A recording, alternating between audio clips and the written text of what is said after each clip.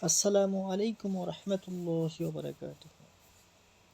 আল্লাহর হাবিব রাসূল সাল্লাল্লাহু আলাইহি সাল্লাম পাঁচটি উপদেশ দিয়েছেন।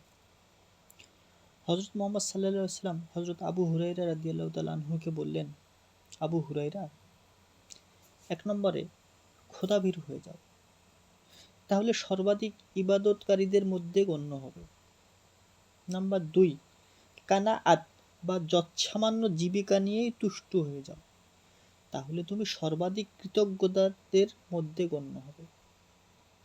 নাম্বার 3, নিজের জন্য যা পছন্দ করো অন্যের জন্যও তাই পছন্দ করো, তাহলে তুমি পরিপূর্ণ মুমিনের মধ্যে গণ্য হবে।